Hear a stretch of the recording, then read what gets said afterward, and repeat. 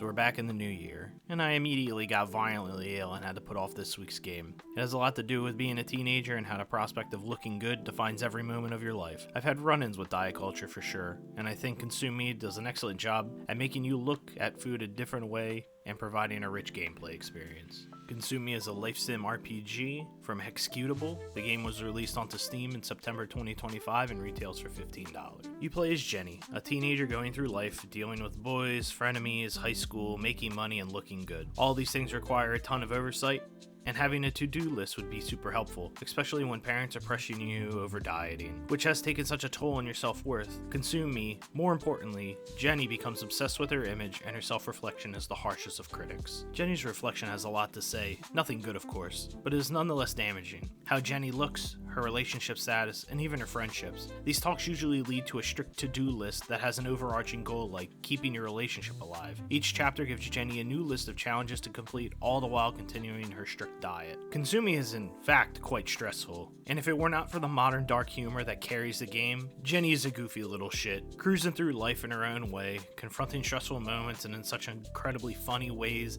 that the writing and sound and art design carries like Atlas holding up the planet. Consume Me's art design wins the award for most charming video game that I've ever played. I love it so much. Everyone's emotions are perfectly executed on screen. I sometimes like to think that when I'm lying around I just collapse into a pool of liquid on the floor, or I transform into a buff weightlifter whenever I exercise even at the smallest amount. The hand-drawn art style is so expressive that my wife and I were always eager to see the next scene. It was always such a joy to watch Jenny get out of bed, eat an entire energy drink can, see her reflection on the computer screen after she gets a piece of cheese from online shopping, and even watch her face as she picks up really dirty money off a dirty street. Much of the gameplay is centered around quick mini-games that remind me a lot of WarioWare games. The Tetris-like food game especially is both stressful and exciting to play. Free time is broken down into moments when Jenny can engage in a wide range of activities, from doing chores and hanging out to exercising and reading. Each activity that the player chooses will give experience to a specific skill and